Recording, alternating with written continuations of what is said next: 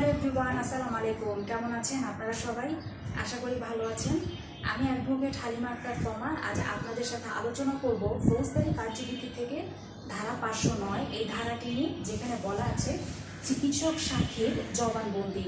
অর্থাৎ এই 509 ধারা অনুযায়ী আসামির উপস্থিতিতে ম্যাজিস্ট্রেট কর্তৃক গৃহীত ও প্রত্যায়িত অথবা কমিশনে গৃহীত কোনো সিভিল সার্জন বা অন্য কোনো চিকিৎসকের জবানবন্দি সাক্ষী হিসেবে পরবর্তীতে আদালত কর্তৃক তাকে সিভিল সার্জন বা সেই ডক্টরকে যদি ডাকা নাও হয়, তাহলে যেটা হবে যে মামলা অনুসন্ধান বা পরিচালনার ক্ষেত্রে বা যে কোনো বিচার কার্যে যে কোনো সময় সেই জবানবন্দি যেটি সিভিল সার্জন বা চিকিৎসক তিনি দিয়ে গিয়েছিলেন দুটো আদালতে, সেই জবানবন্দিটি পরবর্তীতে সাক্ষী হিসেবে ব্যবহার করা যাবে।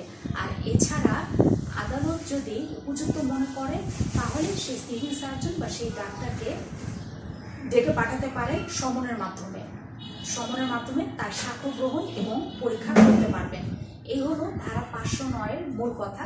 তো আবারও রিপিট করছি যে এই 509 ধারাগুলো শুধুমাত্র যখন একজন সিভিল সার্জন বা একজন চিকিৎসকের জবানবন্দি গ্রহণ করা হয়েছে এবং সেটি গৃহীত হয়েছে, প্রত্যায়িত হয়েছে অথবা কমিশনের মাধ্যমে গৃহীত হয়েছে, তো পরবর্তীতে যদি তাকে ডাকা না হয়, ডাকা না হলেও চলবে, ওই যে তার যে জবানবন্দি যেটা তিনি দিয়ে গিয়েছিলেন সেটাই সাক্ষ্য হিসেবে প্রদান করা যাবে।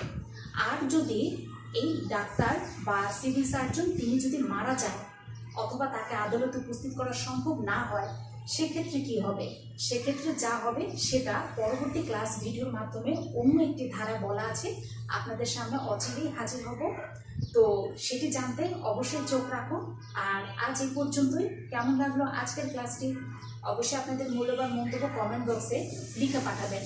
আর এই যেতে যেতে আবারও বলে যাচ্ছি, আজকের এই 509 ধারাটি হচ্ছে শুধুমাত্র সিভিল সার্জন এবং চিকিৎসককে যদি ডাকা না হয় সেক্ষেত্রে কিভাবে কি হবে সেটাই বর্ণনা করলাম।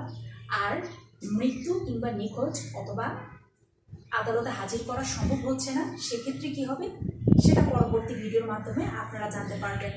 তো সে পর্যন্ত ভালো থাকবেন সবাই। খোদা হাফেজ।